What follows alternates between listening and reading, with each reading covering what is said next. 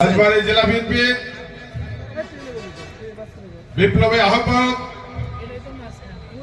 আমার মুরব্বী, আমার সহযোদ্ধা, রাজবাড়ী বারের বিখ্যাত আইনজীবী জনাব অ্যাডভোকেট লিয়াকতুল বাবু মঞ্চে উপস্থিত আছেন। আমার সমর সঙ্গীরা সবাইকে আমার পক্ষ থেকে, জেলা বিএনপির পক্ষ থেকে এবং কৃষক দলের পক্ষ থেকে সংগ্রামী সালাম এবং শুভেচ্ছা। আসলে আজকে বক্তব্য দেওয়ার সময় না, আজকে আমরা গান শুনবো, শিল্পীরা রেডি, আমরা গান শুনবো। আর এমন এক লোকের উপলক্ষে আমাদের আজকে এই অনুষ্ঠানটা, হযরত খাজা মাইনুদ্দিন চিশতি রাহমাতুল্লাহ, তার কথা বলার যোগ্যতাই আমার নেই। তার সম্পর্কে দু চার কথা বলবেন আমাদের জেলা বিএনপি আহ্বায়ক জনাব লিয়াকতুল বাবু। আমি একটু স্মৃতিচারণ করবো শুধু। আপনারা জানেন যে এই উপমহাদেশে আমাদেরকে নবী রাসূলের কিন্তু আবির্ভাব হয়নি। আমাদের এই সুফি সাধক তারা আসলে ইসলামে তাদের পাণ্ডিত্য ছিল। যেমন হযরত খাজা মাইনুদ্দিন চিশতি রাহমাতুল্লাহ আমাদের সিলেটে যে 12 আউলিয়ার কথা বলে, 360 আউলিয়ার কথা বলে, হযরত শাহজালাল রাহমাতুল্লাহ। আমি প্রথম 1991 সালে, সম্ভবত 91 সালে প্রথমে যখন ঢাকা ইউনিভার্সিটির ছাত্র, তখন আমার বিশ্ববিদ্যালয়ের শিক্ষকরা ডক্টর মমিন চৌধুরী, বিখ্যাত শিক্ষক ছিলেন, মুন্তাসির মামুন স্যার, আশা ইসলাম, তাদের নেতৃত্বে আমরা প্রায় 54 সদস্যের একটা টিম আমরা ভারতে যাই। ভারতে আমরা মোট 18 দিন ওখানে আমরা অবস্থান করি এবং আমরা রাজস্থানের খাজা বাবার এই গরিবী নওয়াজের দরবারে কিন্তু আমরা ওখানে যাই। সম্ভবত এটা 91-এ, তাহলে আজ থেকে কত বছর? প্রায় 34 বছর। হ্যাঁ, 34 বছর আগে আমরা ওখানে গিয়ে এক খাদেমের বাড়িতে উঠলাম রাত্রে। উঠার পরে সকালে আমাদের একটা নাস্তা দিল। সেই নাস্তাটা আমি আজও আমাদের বলতে পারি। আমি যেটা আমি একটু স্মৃতিচারণ করবো, আমাদের লিয়াকত ভাই দু চার কথা বলবেন। নাস্তা দিলেন আমাদের রুমালি রুটি টাইপের একটা রুটি আর গরুর একটা কিমা আরো ছিল। এই গরুর কিমা আর এই রুটি আমি আজ অবধি আমার এই এমন এখনো জিভের আগে আছে।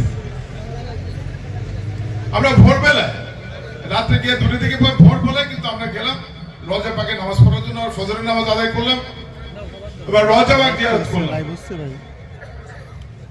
মনের যত বাসনা, যত কামনা, আমরা কিন্তু ওখানে ওই রওজা পাকে বসে করলাম। তার ভিতরে অনেক কামনা বাসনা ছিল, আল্লাহ অনেকগুলো পূরণ করছেন। পরবর্তী পর্যায়ে আমার যত কামনা বাসনা ছিল তার ভিতরে অন্যতম ছিল যে আল্লাহ একটা ভালো ঘর নিয়ে দিও।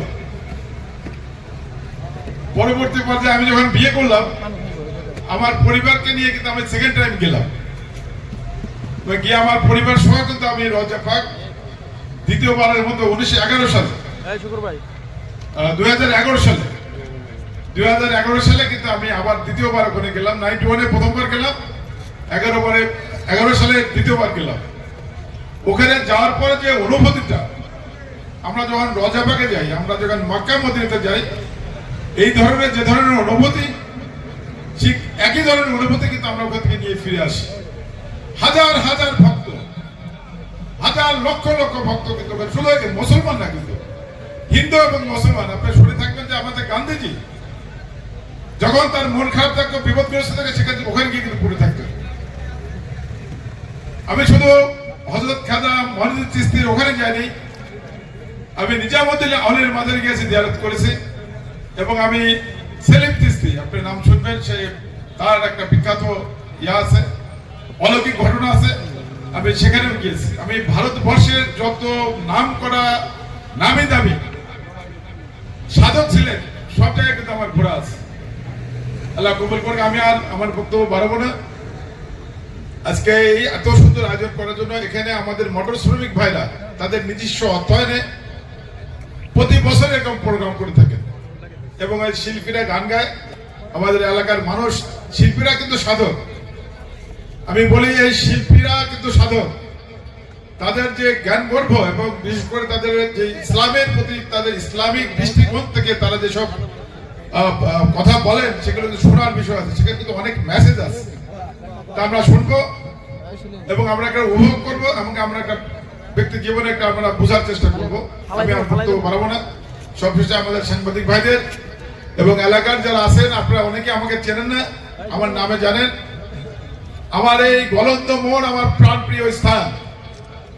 আমি এইখান থেকে আমার রাজনৈতিক সমস্ত কর্মকাণ্ড কিন্তু পরিচালনা করি। আমার পরিবারের অনেক সদস্য আছেন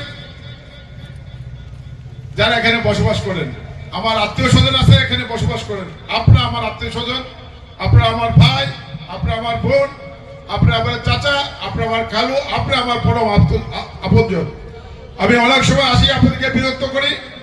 আমি যখনই আসি এবং দূর দূরান্ত থেকে যারা আসেন তারা তাদেরকে আপনারা দেখে রাখেন এবং আমি অনেক সময় থেকে আপনার বিরক্ত বোধ হন, অনেক অন্যায় অত্যাচার হয়ে থাকে। আপনারা আমাকে ক্ষমা সত্য দৃষ্টিতে দেখেন এবং এইখান থেকে আল্লাহ যদি আমাকে রহম করে, আল্লাহ যদি আমাকে হেফাজত করে, মোর পাশে হবে সবচেয়ে ভাগ্যবান ইনশাআল্লাহ। এই বলে আমি আমার বক্তব্য শেষ করছি।